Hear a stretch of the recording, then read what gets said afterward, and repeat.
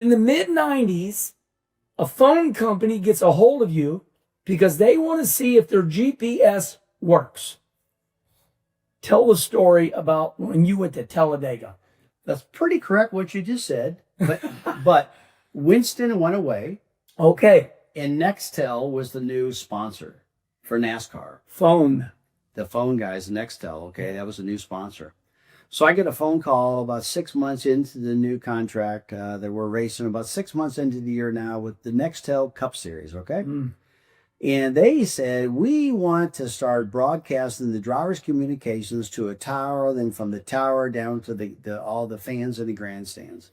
And we want you to drive around the racetrack above 200 miles per hour to prove that the signals can transfer back and forth quick enough to do that correctly. And I said, okay. And back then, you got to remember the cars were running like 192 miles an hour. That's all they were running with the restrictor plate, okay? Yeah.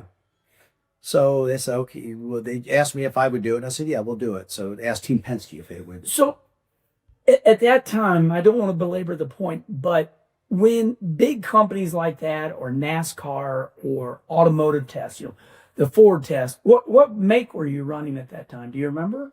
Was that make? It was a Ford. Okay, so whether it's Chevy, whether it's Ford, you got to feel full of pride. Ford, big sponsor coming in, they want you to do it. You didn't shy away from it. Well, I don't know if that's full of pride or not. It was just a question they came across. I mean, all the drivers were getting requests from everybody to do different things. I just happened to get a request from Team Penske. Got a request. I guess what I mean is you didn't say, "No, I don't want to do that." Oh no! I mean, I wanted to do it. And I said, "Okay." It was a simple test too. Yeah. Because I took the truck driver, myself, and Earl Barbin. That's it. 3 of you? 3 of us. Team Penske prepared the car to put it on the truck and blew us down there. Me and Earl jumped on my airplane. We flew down there. We fired that thing up, warmed it up. Earl Barbin, Jenny Johnson, the spotter, is from St. Louis. So Earl, yeah. Earl Barbin. Earl's my sponsor my whole career. Yeah, and then when I retired at the end of 2005, he went to work for Jimmy Johnson and went on to be his sponsor for his 7 championships. Yeah. Okay, so you 3 go down there. Oh, yeah. I mean, me and Earl were tight, real tight. We still are. Yeah. And so those guys said, okay, go on down there and do it. And so we send the truck driver down there with the car. We fly the plane down. We get out. We end up helping the truck driver. We unload the car. We fire it up. We warm it up. We plug the oil in, get it all done. This car was, to drive around Talladega at 190 mile an hour is pretty easy, okay? Yeah. It really is. But because we have restricted plates, all they wanted us to do is run 4 or 5 laps above 200 mile an hour. Yeah. Right at 200 or above. So we fire the thing up. I go out there, I run 194 miles an hour. We come in and put a different restrictor plate on. Car runs 199.8. I said, okay. I said, we got to go faster. We got to go over 200. I said, okay, put another restrictor. Now NASCAR's there. Had Buster Otten and a couple other guys there. So they come to me and said, man, you're not going to believe this. I said, what's wrong? We screwed up and left the doggone restrictor plates back in Hickory, North Carolina. We don't have a bigger restrictor plate. So the only restrictor plate they had, the car would run 199.8. Okay. This is why we're doing this.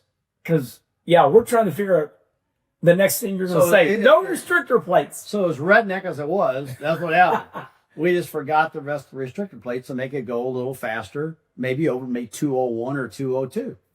So as we don't have it, I said, well, just take the damn thing off. Take the restrictor plate clear off. And they went, oh, Rusty, we don't know if we can do that. I said, come on. Look, there's nobody around. We're not testing. We're not competing. Let's just get this test done for these guys. Okay. Yeah. They took that restrictor plate off. I went out there. And I thought I was in 2nd gear leaving the pits instead of being in 3rd gear.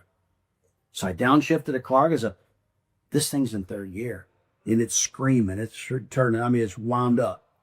Pull that baby back in the high gear. I come ripping down the back straightaway. I come down the front straightaway. I come down the front straightaway 221 miles an hour. Were you scared? Getting up to speed. No, I knew I was really flying. I come back around. That damn thing come off at turn 3.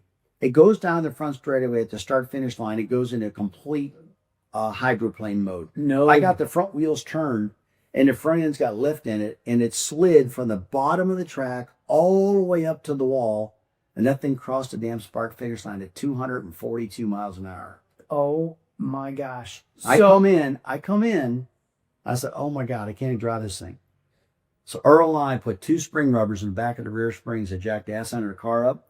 Then we took the front fenders. We pulled the fenders out like 3/4 of an inch on each side to get some downforce back to the front end. Yeah. We bolted 4 tires on that thing. I went back out, flew around there one more lap. It run 234. Then it run 241, and I felt the vibration. And I throttled back at 241 an hour and come down. And in 2 laps, it ripped all the rubber off the right front tire.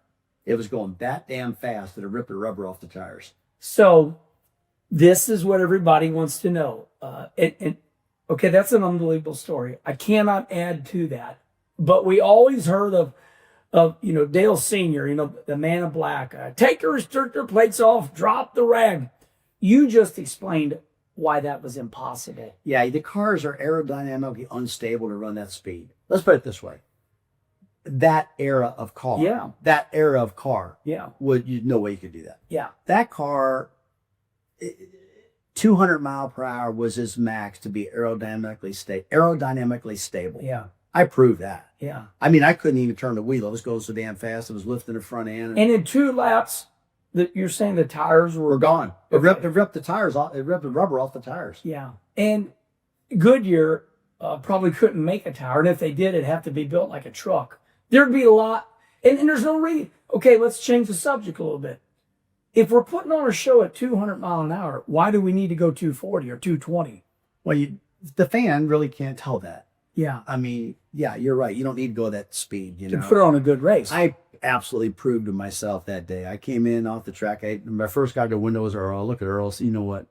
Now you know, and now I know why you can't race these things over 200 miles an hour, because it's a stock car. It's not designed to be around 40 other cars swarping all over the place. I realized that we couldn't run that speed, but we did it. So we proved it, and I think I know we were probably one of the fastest stock cars in the planet still to this day. Yeah, so there's a lot of documentaries out there, people voicing over, giving their opinion, but now we know the details.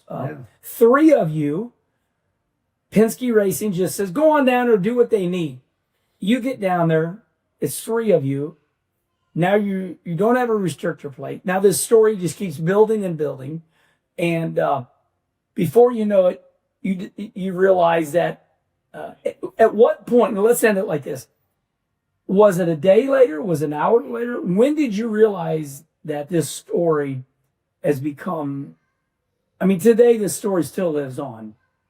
Did you realize it was as big as a story as it was? Well, that day when we left, I really felt like we did something that was miraculous that we accidentally backed into. Yeah. We didn't know we were going to do that, and it happened. I remember Earl going back, going, "Oh my God," and me going back, going, "Oh my God." Yeah. And like, wow, we just can't. And Team Penske and Don Miller and the guys just set us down to a skeleton crew, And you do that. And we knocked that out, and we loaded up, we come home, And I said, dude, you're not going to believe this. That thing ran 242 mile an hour. Yeah. And back then, those cars were making about 750 horsepower. Yeah. Man, at the end of 05, before they went all these new rule stuff, our NASCAR motors were making about 950. Wow. I mean, That's a lot of power. My qualifying motor for the Coke 600 was 950 horsepower. I'm screaming. And I turned the thing 10,300 RPM. That's another story.